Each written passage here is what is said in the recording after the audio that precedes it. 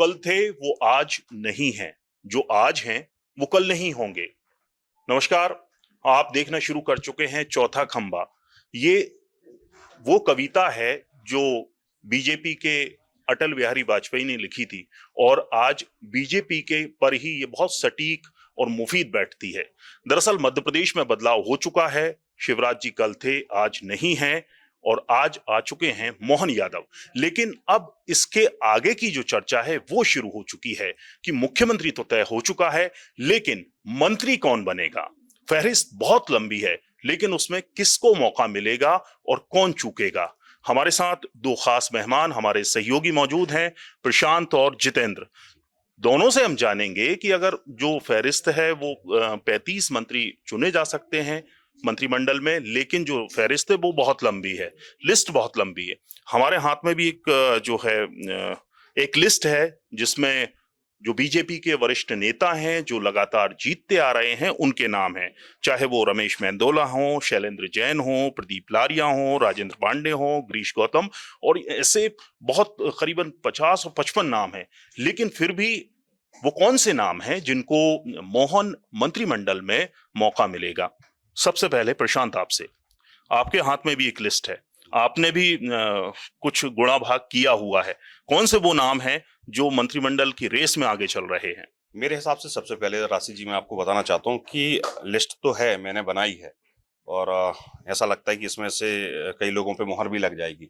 लेकिन जिस तरीके से भारतीय जनता पार्टी चौंकाने वाले खुलासे करती है, केंद्रीय नेतृत्व जो चौंकाने वाले खुलासे करती है कि कल कहीं से कहीं तक नाम नहीं था, एकदम से नाम आ गया, और ऐसा ही कुछ चौंकाने वाला खुलासा मुझे लग रहा है कि मंत्रिमंडल में देखने को मिल सकता है कि जितने भी मंत्री हैं, अभी जो जानकारी ये भी है कि अमूमन 80% मंत्री जो हैं कि वो रिपीट नहीं होंगे, नए जो चेहरे हैं उनको जगह दी जाएगी। और दूसरी बात इसमें ये भी है कि जो ज्यादा बुजुर्ग हो चुके हैं, जैसे कि एक नाम आता है दमोह से जयंत मलैया, उदाहरण के तौर पे कि इनकी उम्र दराज है, जिसके चलते वहां से इनको मौका नहीं मिल सकता, युवाओं को मौका दिया जा सकता है। एक मेरे पास लिस्ट है, हालांकि ये साफ हो जाएगा कि कितनी ये सही साबित होती है नहीं होती है। सबसे पहला नाम यदि बात कर ली जाए तो तुलसी सिलावट है, ये सिंधिया खेमे से आते हैं और पहली बार में भी ये कयास लगाए जा रहे थे कि कल बहुत जोर था कि इनको डिप्टी सीएम बनाया जा सकता है, डिप्टी सीएम लगभग तय माना जा रहा था, लेकिन ऐसा कुछ देखने को नहीं मिला।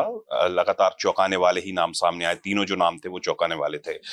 दूसरा नाम आता है गोविंद सिंह राजपूत, जो सागर गोविंद सिंह राजपूत भी सिंधिया खेमे से आते हैं, लेकिन मुझे ऐसा लग रहा है कि ये पहले भी मंत्री रह चुके हैं और इस बार भी जीत के आए हैं, तो मौका इनको मिल सकता है। गोपाल क्या हो सकता है? गणित देखिए, क्योंकि सागर एक जो क्षेत्र है, सागर से बहुत बड़े बड़े नेता हैं, गोपाल भार्गव वहां से आते हैं, सागर से ही गोविंद सिंह आते हैं, सागर से ही भूपेंद्र सिंह आते हैं, तीन बहुत बड़े नाम है। अब तो शैलेंद्र जैन भी लगातार जीतते आ रहे हैं, सागर से जीतते आ रहे हैं, शैलेंद्र जैन चौथा नाम है। तो ऐसे में आप किस तरीके से मैनेजमेंट जमाना, क्योंकि इस बार लिस्ट भी लंबी है, 163 जीत के आए हैं और सिर्फ 35 ही तो जो है ज्यादा से ज्यादा मंत्री बनाए। क्या यही वो फॉर्मूला हो सकता है कि बीजेपी जो पूरा मंत्रिमंडल है उसको हटाकर नया मंत्रिमंडल लेकर आए? यही एक फॉर्मूला हो सकता है कि जो पहले जिनको मौका मिल चुका है, जो लगातार मंत्री भी रहे हैं कई सालों से, उनको हटा दिया जाए और नए चेहरों को मौका दिया जाए। ऐसा ही माना जा रहा है कि जो पुराने मंत्री हैं उन सबको हटा दिया जाएगा, जो नए चेहरे हैं उनको जगह दी जाएगी।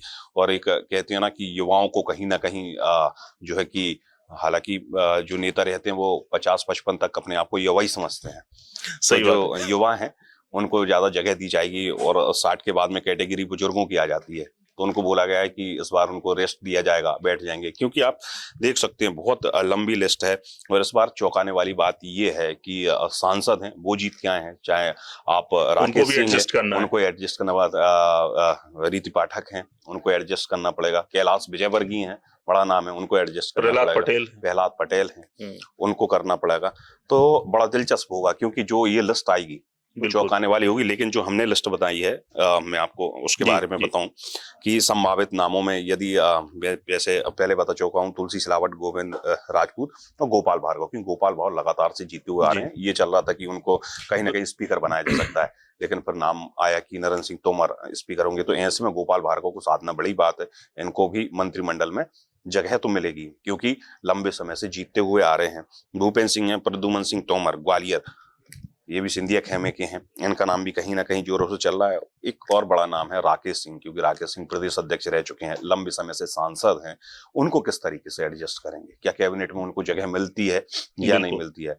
जो हमने लिस्ट बनाई है उसके हिसाब से मुझे लगता है कि राकेश सिंह को कैबिनेट में जगह दी जाएगी, क्योंकि एडजस्टमेंट तो इनको करना पड़ेगा, बड़े नेता हैं, एडजस्टमेंट करना पड़ेगा। इस तरीके से एक लंबी लिस्ट है, 35 नाम है। अब देखते हैं क्या है। जैसे एक और नाम है ललिता यादव, पिछले बार हार चुकी हैं, इस बार छतरपुर से आती हैं और पिछले और शिवराज सरकार में वो मंत्री भी रह चुकी हैं। तो ऐसे में एडजस्टमेंट, क्योंकि महिला है। भोपाल की समीकरण राशिद जी इस बार गजब चौंकाने वाले होंगे, जैसा मुझे लग रहा है जी कि भोपाल में इस बार किसी वर्तमान मंत्री को तो नहीं बैठाने वाले हैं, ऐसा मुझे लग रहा है कि इस बार उनको बैठा के, और दूसरा रामेश्वर शर्मा को जगह दी जा सकती है। कृष्णा गौर का नाम चल रहा था, लेकिन कृष्णा गौर का फैक्टर जो है कि यादव है, एक यादव बड़ा चेहरा दे चुके हैं जी। तो ऐसे में लग रहा है कि कृष्णा गौर भी मंत्री नहीं बन सकती हैं। फुल चांसेस रामेश्वर शर्मा के कहीं ना कहीं दिखाई दे रहे हैं कि रामेश्वर शर्मा मंत्री के रूप में उभर के आएंगे, और क्योंकि लिस्ट लंबी है, विधायक ज्यादा हैं, तो एडजस्टमेंट एक एक दो दो करके ही करना पड़ेगा। जितेंद्र, आपके सोर्सेस क्या कहते हैं, किसको मौका मिल रहा है? बिल्कुल रशीद जी, अगर बात करें तो जैसे नतीजों ने चौंकाया था और उसके बाद सीएम के नाम की घोषणा हुई, उसने भी सारे लोगों को चौंका दिया।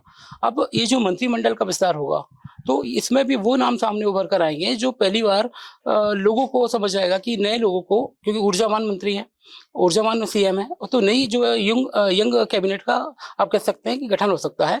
और इसमें हालांकि अनुभव को भी दरकिनार नहीं कर सकते हैं, जो अनुभवी हैं, पिछले 7-8 बार 4 बार से जीत कर आए, उनका अनुभव कहीं ना कहीं सरकार साथ लेके चलेगी और युवाओं को एनर्जी के तौर पर लगाएंगे, क्योंकि आगे इनके सामने एक मिशन है, वो है लोकसभा। तो लोकसभा को लेकर पूरी ये रणनीति तैयार होगी। कौन से वो नए नाम हैं जो चौंका सकते हैं? बीजेपी मतलब जिस तरह से मुख्यमंत्री पद को लेकर चौंकाया था, नया फेस, नया चेहरा, कहीं रेस में ही शामिल नहीं थे, कौन से ऐसे चेहरे हैं जिनको मौका मिल सकता है? भोपाल की अगर बात करें तो उम्मीद लगाई जा रही है कि रामेश्वर शर्मा को मौका मिलेगा, विष्णु खत्री भी लाइन में है। ऐसे ही अगर हम महाकौशल की बात करें तो महाकौशल से कौन से वो चेहरे हो सकते हैं जिनको मौका मिलेगा? देखिए, अगर बात करें तो राकेश सिंह सांसद हैं, कहीं ना कहीं इन्होंने एक कद्दावर कांग्रेस के नेता को भी हराया है, तरुण भनोट को, तो जिम्मेदारी देना स्वाभाविक है, और अनुभव केंद्र में रहे हैं काफी टाइम। इसके अलावा महाकौशल से प्रहलाद पटेल भी आते हैं, तो उनके अनुभव का भी फायदा बीजेपी लेना चाहिए। इनके बाद अगर हम बात करते हैं तो सीधी बिंदी की बात करें तो रीति पाठक हैं, ठीक है, राजेंद्र शुक्ल को डिप्टी सीएम बना दिया गया है, मगर रीति पाठक के साथ साथ कुछ और भी ऐसे नाम हैं वहां से जिनको, दिव्य राज सिंह युवा हैं, तो राजघराने से भी आते हैं। देवास फैक्टर भी आप छोड़ नहीं सकते हैं। और सबसे बड़ी बात है इंदौर से अगर बात करें तो कैलाश विजयवर्गीय चूंकि पार्टी के महासचिव भी रहे और उन्होंने अच्छी जीत हासिल की, उनके ही साथ जो माने जाते हैं दादा दयालु के तौर पर रमेश मेंदोला, तो वो 1 लाख के क्लब को हमेशा फॉलो करते आए, तो इनके अनुभव, इनकी कुंवर विजय शाह अगर बात करें मंत्री हालांकि कमल पटेल वहां से नहीं जीत पाए, मगर विजय शाह अपनी जीत को कंटिन्यू रखे हैं, तो इनको अर्चना चिटनिस हो गई महिलाओं के तौर पर। सारे सांसदों को मौका मिल जाएगा, मंत्री बन जाएंगे क्या? इनका अनुभव तो काम आएगा, प्लस कुछ नए जो हमारे लोग हैं इनको भी एडजस्ट करना जरूरी है। हाँ, आपने भोपाल की बात कर रही है तो रामेश्वर शर्मा की चांस ज्यादा है, क्योंकि तीसरी बार के विधायक हैं, कहीं ना कहीं उनको भी पार्टी अनुभव लेना चाहती है, हिंदू नेता भी तौर पर उनका प्रयोग किया जाता है। अगर बात करें तो विदिशा क्षेत्र से भी जिन्होंने सूर्य प्रकाश मीणा है वो लगातार जीतते आ रहे हैं। ये सारे जो बेल्ट हैं, होशंगाबाद से सीतारमण शर्मा जी हैं, जयंत मलैया जी हैं, इन ग्वालियर को भी आप नहीं भूल सकते, ग्वालियर से राजनीति काफ़ी महत्वपूर्ण होती है मध्य प्रदेश की। तो उधर से अगर बात करें सुमावली से भी उन्होंने अच्छा काम किया है, इंदर सिंह गंसाना है, तो इन तमाम जो बड़े नेता हैं इनका अनुभव और युवा टीम के साथ मिलकर इस कैबिनेट का गठन किया जाएगा, जो आगे आने वाली सरकार है। चूंकि शिवराज सिंह चौहान हैं, उनका अनुभव भी कहीं काम आना ही है, तो ये सब कुछ लेकर एक अच्छी कैबिनेट का गठन होगा। और जाहिर सी बात है, कल जो शपथ होने जा रही है उसमें सबसे बड़ी बात है कि सीएम की शपथ होगी, डिप्टी सीएम की शपथ होगी, फिर आगे इन लोगों का कैसे दायित्व दिया जाएगा। भी शपथ ले सकते हैं, संभावना अभी तक प्लान इस तरह का नहीं आया, मगर चूंकि केंद्रीय नेतृत्व आएगा, प्रधानमंत्री आ रहे हैं, तो इन के समय के शेड्यूल के आधार पर शॉर्ट एंड स्वीट एक अच्छा कैबिनेट जो है शपथ ग्रहण समारोह होगा। प्रशांत, आप महाकौशल से आते हैं, आपका क्षेत्र, आप रहने वाले महाकौशल के हैं। प्रहलाद पटेल बहुत उम्मीद लगाए थे, अगर कपड़े भी सिलवा लिए हों शपथ ग्रहण के लिए तो कोई बड़ी बात नहीं है। कहाँ चूक हो गई, कहाँ चूक गए, और अब मंत्रिमंडल में जगह बनेगी या नहीं बनेगी, और बनेगी तो क्या बनेगी, क्या मंत्रालय देंगे कि संतुष्ट हो जाए? आपको मैं बताऊं, जैसे आपने बोले कि शायद कपड़े भी सिल गए होंगे और मंत्री के ख्वाब भी देख लिए होंगे कि मैं मुख्यमंत्री की शपथ लेने के लिए जा रहा हूँ, लेकिन बड़ी बात ये है कि जो नाम आते हैं वो चौंकाने वाले आते हैं। ऐसे ही कहीं ना कहीं जो लिस्ट आएगी, मुझे ऐसा लग रहा है वो भी चौंकाने वाली आएगी। हालांकि प्रहलाद पटेल बड़े नेता हैं, 29 साल से वो राजनीति में सक्रिय हैं कि 29 साल में पहली बार वो सांसद बन गए थे, 5 से 6 बार के सांसद। राजनीति जब स्टार्ट की तो 2003 में अटल सरकार में कोयला मंत्री थे, तो राजनीतिक अनुभव बहुत ज्यादा है, किस तरीके से एडमिनिस्ट्रेशन को चलाना है। आपकी कोई बात तो हो पाई है कि या आपको कुछ सोर्सेज ने आपको बताया हो कि क्या रिएक्शन रहा है मोहन यादव के नाम के ऐलान के बाद? मैं मालूम चला था दिल्ली उड़ लिए हैं, वो दिल्ली चले गए हैं। क्या हुआ कि जब दिन भर हम लोग कवरेज कर रहे थे तो सभी के बंगले जा रहे थे, तो काफी उत्साह वहां से देखने को मिला।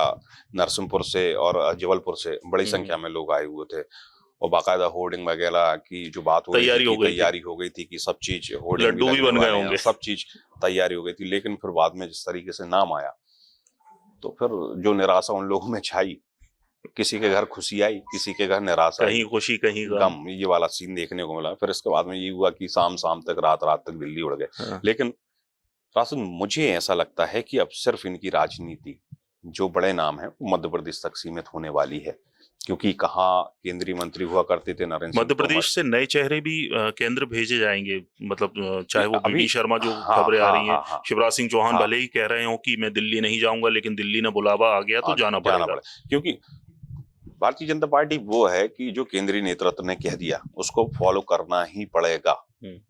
उनकी जो पॉलिसी है कि उसमें इफ बट डोंट टच कुछ नहीं चलता है, कि क्या हो रहा है क्या नहीं हो रहा है, कि आपको बोल दिया केंद्र में आना पड़ेगा। तो अब कयास तो यही लग रहे हैं कि वीडी शर्मा है, उनका जाना लगभग तय है कि केंद्र में उनको बड़ी जिम्मेदारी मिलेगी, और जिम्मेदारी मिलनी भी चाहिए, क्योंकि जिस तरीके से प्रचंड बहुमत भारतीय जनता पार्टी को मिला, 163 सीटें आई, और प्रदेश अध्यक्ष की एक बड़ी भूमिका रहती है, क्योंकि हमेशा याद रखा जाता है कि किस प्रदेश, जब कौन प्रदेश अध्यक्ष था, भारतीय जनता पार्टी कितनी सीटें आई। तो हमेशा ये है कि नाम शुमार हो गया कि विष्णुदत्त शर्मा के समय पे इतनी ज्यादा सीटें आई, तो ऐसे में उनको तोहफा तो मिलेगा, और ये साफ भी है कि हाँ, केंद्र में वो जा सकते हैं। और लगभग विष्णुदत्त शर्मा और शिवराज जी का नाम बिल्कुल केंद्रीय मंत्रिमंडल में शामिल किए जा सकते हैं। मंत्रिमंडल की बात चल रही है, जितेंद्र, आपसे मैं जानना चाहूंगा कि आपके सोर्सेज अगर कहीं कुछ बता रहे हो कि कोई फॉर्मूला कहीं निकल कर आ रहा हो, जो नाम, जो लिस्ट हमने शेयर की है, जो साझा की है, जो नाम हम गिना रहे हैं, कोई फॉर्मूला और भी है कि उम्र का एक तकाजा अगर लिया जा रहा हो कि इतनी उम्र से ज्यादा को नहीं लेंगे, या इतने बार के जीते विधायक को ही लेंगे, एक बार के विधायक भी मंत्री बन सकता है, या 3 बार का ही बनेगा? कल हमने मुख्यमंत्री और उप मुख्यमंत्री में भी देख लिया कि 3 बार का विधायक मुख्यमंत्री बन गए, और 8 बार और 5 बार के विधायक डिप्टी सीएम बने हैं। तो ऐसा कुछ मंत्रिमंडल को लेकर भी तय किया गया है? कोई फॉर्मूला तय है बीजेपी की तरफ से? देखिए, ये बीजेपी के जो नियम है और ये तय होते हैं। अगर बात करें तो राजस्थान से जिस तरह से मुख्यमंत्री दिया था मनोहर लाल खट्टर, शुरुआत करी है, इनका राजनीतिक जितना करियर शुरू हुआ वो शुरुआती हुआ है, तो उसी का कहीं ना कहीं उदाहरण यहाँ पेश कर सकते हैं कि नए चेहरों को भी तवज्जो मिल सकती है इस कैबिनेट में। इसके अलावा अगर बात करें तो जो पॉलिटिकल कल्टीवेशन हुआ है, तो जाहिर सी बात है राजनीतिक जो भूमि है वो उर्वरा हुई है। नए लोगों को जगह इसलिए दी जाएगी क्योंकि ये यंग कैबिनेट बनानी है और आगे काम करना है, एनर्जी के साथ काम करना है, और जो विकास का भी नया मंत्र मोदी ने दिया है कि इन सारी चीज़ों को लेकर ये सभी नेताओं को साथ लेकर चलना है। हालांकि अनुभव वाले जो नेता हैं, चाहे वो राकेश सिंह हो, प्रहलाद पटेल हो, नरेंद्र सिंह तोमर को जिस तरह से जिम्मेदारी दे दी गई है, तो गोपाल भार्गव हैं, इन तमाम चेहरों को भूला नहीं जा सकता, क्योंकि ये कहीं ना कहीं मध्य प्रदेश की राजनीति में सक्रिय भूमिका निभाते हैं, तो इनका अनुभव काम आएगा। जयंत मलैया भी कहीं ना कहीं वित्त मंत्री के तौर पर उन्होंने अच्छा काम किया था, तो इनका नॉलेज आएगा। मगर विभाग हालांकि कम रखे जाएंगे, क्योंकि आगे मंत्रिमंडल विस्तार की संभावना भी रहती है, तो कम अभी मंत्रियों को जिम्मेदारी दी जाएगी। आने वाले समय में जरूर किन्हीं और नए लोगों को भी मौका मिल पाएगा। प्रशांत, आप लंबे वक्त से क्राइम कवर कर रहे हैं और क्राइम रिपोर्टर हैं, सीनियर क्राइम रिपोर्टर हैं। मैं आपसे जानना चाहूंगा कि क्योंकि गृह मंत्री का पद खाली हुआ है, नरोत्तम मिश्रा हार गए हैं, नया गृह मंत्री आएगा, दिग्गज लाइन में, कतार में कौन गृह मंत्री बनने वाला है? दिग्गज लाइन कतार की बात करें तो सिर्फ एक इकलौता नाम है, जिसका नाम है प्रहलाद पटेल, गृह मंत्री के लिए। हाँ, क्योंकि दिग्गज मंत्रियों में यदि बात कर ली जाए, क्योंकि केंद्र का उनको बहुत कुछ अनुभव है, दिग्गज मंत्रियों में यही है कि प्रहलाद पटेल का नाम चर्चा में है, गृह मंत्री बनाए जा सकते हैं। हाँ, लेकिन फिर से मैं वही बोल रहा हूँ कि खुलासे चौंकाने वाले होते हैं भारतीय जनता पार्टी के। कि खुलासे देखिए ना, जैसे कि लिस्ट है मेरे पास में, चौंकाने वाला खुलासा क्या होता है, 3 नाम पूरा जातिगत समीकरण साध दिया उनने। बिल्कुल। डॉक्टर मोहन यादव ओबीसी, ठीक है, राजेंद्र शुक्ल जनरल ब्राह्मण, जगदीश देवड़ा एससी, ठीक है, पिछड़ी जातियों को सबको साध लिया। सबको साधने का काम भारतीय जनता पार्टी ने किया है। अब हाँ, कि कैबिनेट की यदि बात करें तो कैबिनेट में महत्वपूर्ण विभाग होते हैं। अब देखिए, अब वो किसको मिलने किसको नहीं, बिल्कुल हम आप कयास लगा सकते हैं, बात कर सकते हैं, क्योंकि हम फील्ड पे जा रहे हैं, लोगों से मिलते हैं, बीजेपी के प्रवक्ताओं से मिलते हैं, नेताओं से मिलते हैं, तो यही देखने को मिल रहा है, यही सुनने को मिल रहा है कि बड़ा पद है गृह मंत्री का, वो कहीं ना कहीं प्रहलाद पटेल को मिल सकता है।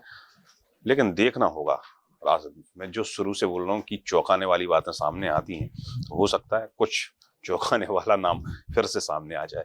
बोलते हैं ना कि और ये भी मानना है कि जो लंबे समय से मंत्री पद पर बैठे हुए हैं, शिवराज जी जब से कैबिनेट बनी थी तब से मंत्री पद संभाल रहे हैं, तो ऐसे लोगों को ब्राम भी लग सकता है कि नई पूरी कैबिनेट आ सकती है। ये भी हो सकता है, क्योंकि खुलासे चौंकाने ही वाले होंगे। बिल्कुल बिल्कुल बिल्कुल। बहुत बहुत शुक्रिया अपना अनुभव और अपने जो लिस्ट है आपने जो तैयार की है अपने अनुभव के आधार पर उसको साझा करने के लिए। तो चौंकाने वाले नाम मंत्रिमंडल में भी सामने आ सकते हैं। इस चौंकाने में कौन चौका लगाएगा, क्योंकि सीट तो 35 है, उसमें कल कितनी बुक होती है ये देखना दिलचस्प होगा। और बीजेपी क्या मंत्रिमंडल विस्तार में भी, मंत्रिमंडल गठन में भी चौंकाएगी, ये देखना बात होगी। देखते रहिए चौथा खंबा।